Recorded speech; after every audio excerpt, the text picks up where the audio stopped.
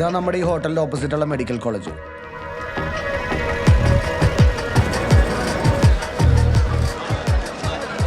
ABCDEF എന്ന് പറയുന്ന 6 ബ്ലോക്കുകളാണ്. ഏറ്റവും കുറഞ്ഞ 2000-3000 പേരെങ്കിലും മിനിമം വരുന്നുണ്ട് ഹോസ്പിറ്റലിലേക്ക്. ബേസിക്കലി 2 എക്സിറ്റാണ് ഈ ഹോസ്പിറ്റലിനുള്ളത്.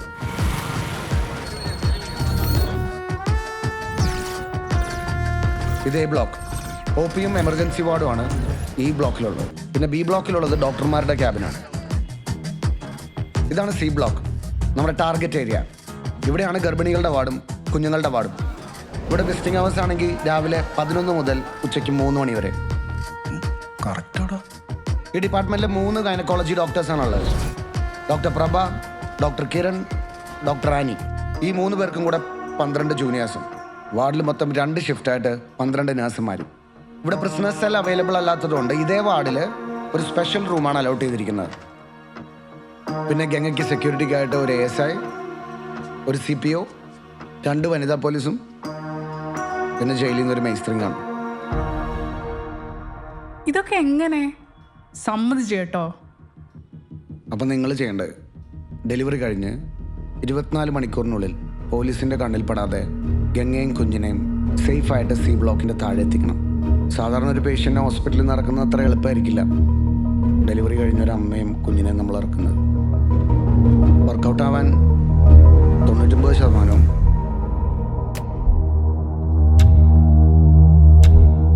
ചാൻസ് ഇല്ല.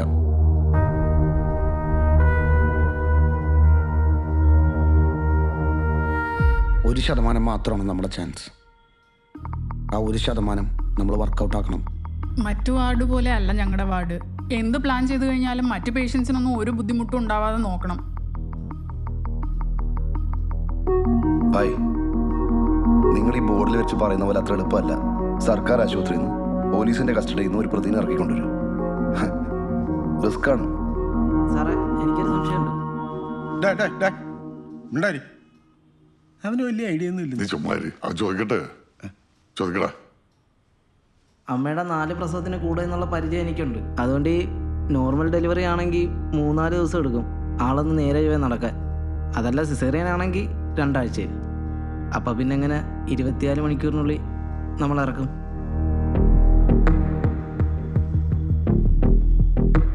ഗംഗയുടെ മെഡിക്കൽ റിപ്പോർട്ട് വെച്ചിട്ട് നോർമൽ ഡെലിവറി ആവാനാണ് സാധ്യത. സ്ട്രെച്ചറിൽ വേണം ഗംഗയും കുഞ്ഞിനെയും അടിയിലേക്ക് എത്തിക്കാൻ. സാറേ, ഒരു സംശയം കൂടെ. ഈ ജനിക്കുന്ന കുഞ്ഞിന് വെയിറ്റ് കുറവോ ഇമ്മ്യൂണിറ്റി കുറവോ നിറവ്യത്യാസം എന്തെങ്കിലും ഉണ്ടെങ്കിൽ കുഞ്ഞിനെ 3-4 ദിവസം IC വയ്ക്കുന്നൊരു പതിവുണ്ട്. അങ്ങനെങ്ങാനും വന്നാൽ നമ്മുടെ പ്ലാൻ പൊളിയില്ലേ? സർക്കാർ ആശുപത്രിയാണ്, നല്ല തിരക്കുണ്ടാവും.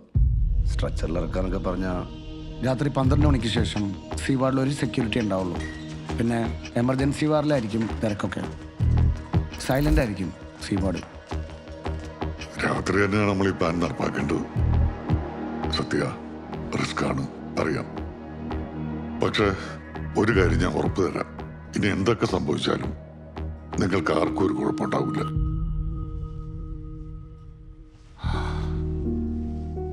ഇനി ആരൊക്കെ ഇല്ലെങ്കിലും എൻ്റെ മോൾക്ക് വേണ്ടി എൻ്റെ അവസാനം വരെ ഞാനുണ്ടാവും. ഈ ഗംഗയുടെ കാര്യം പപ്പൻ പറഞ്ഞായിരുന്നു. പക്ഷെ എന്നാലും ഒരാളെ വീട്ടിൽ കയറി വെട്ടിക്കൊല്ലുക എന്നൊക്കെ പറഞ്ഞാൽ, അതും ഒരു പാർട്ടി നേതാവിൻ്റെ മകനെ. ഒരാളെ വീട്ടിൽ കയറി വെട്ടാൻ മാത്രം ധൈര്യമൊന്നുമില്ല എൻ്റെ മോൾക്ക്. അവളുടെ അനിയത്തി കുട്ടിയെ അവൻ ചെയ്തു പോയതാ. ഞാൻ ചെയ്യേണ്ടതായിരുന്നു അവിടെ ചെയ്തു. എൻ്റെ മക്കൾക്ക് വേണ്ടി എനിക്കൊന്നും ചെയ്യാൻ പറ്റിയിട്ടില്ല. ഒക്കെ എൻ്റെ തെറ്റാ. അവരെ ഞാൻ നോക്കിയിരുന്നെങ്കിൽ ഒന്നും ഉണ്ടാവില്ലായിരുന്നു. ഇനിയിപ്പോ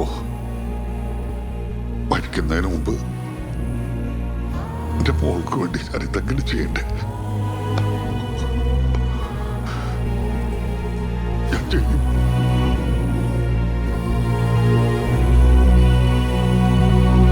ശിവേട്ടാ, ഞാൻ കൂടെ ഉണ്ടാവും. പപ്പേട്ടാ, ഞങ്ങൾ കൂടെ ഉണ്ടാവും.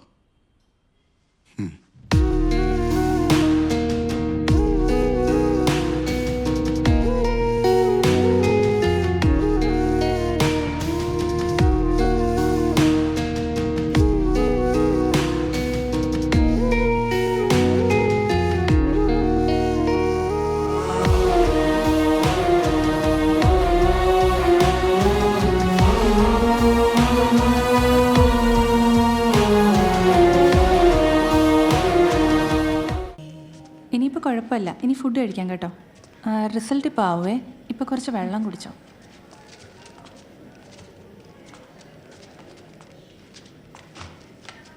ഗംഗേ, അതെ, ഞാൻ രഘുവിൻ്റെ ആളാ.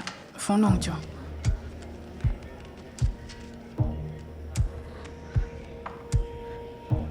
വീഡിയോ കോൾ ചെയ്താൽ മതി. ചെല്ലു ചെല്ലു. എന്താ ടോയ്ലറ്റിൽ പോണോ? ഇത് അവിടെ ഉണ്ടല്ലോ, പൊയ്ക്കോ. അലീന, ഒന്നിങ്ങ് വന്നേ.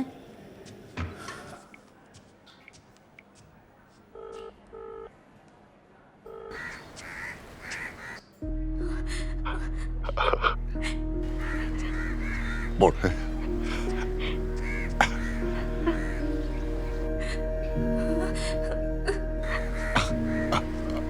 അപ്പന് സുഖ? മോൾക്ക് സുഖമല്ലേ?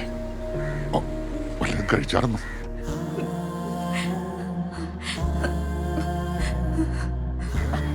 വേണം. എന്റെ മോൾക്ക് വേണ്ടി അപ്പൻ ഇതെങ്ങനെ ചെയ്യണ്ടേ? വേണം. അപ്പൻ ഇത് ചെയ്തിരിക്കും. ഇന്നേ വരെ നിങ്ങൾക്ക് വേണ്ടി അപ്പനൊന്നും ചെയ്യാൻ പറ്റിയിട്ടില്ല. ഒന്ന് അന്വേഷിച്ചിട്ട് പോലുമില്ല.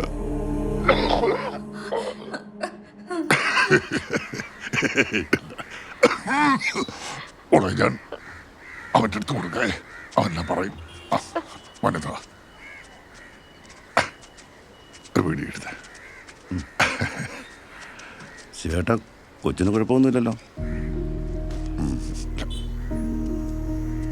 വേണ്ട.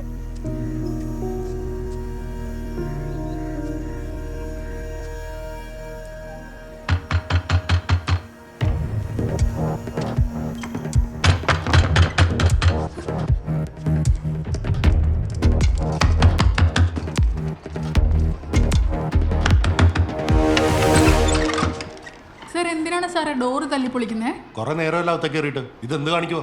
സാർ അവിടെ പുട്ടുപുഴുങ്ങൊന്നുമല്ലോ, കുറച്ച് ടൈം എടുക്കും. ഒന്ന് വെയിറ്റ് ചെയ്യ്.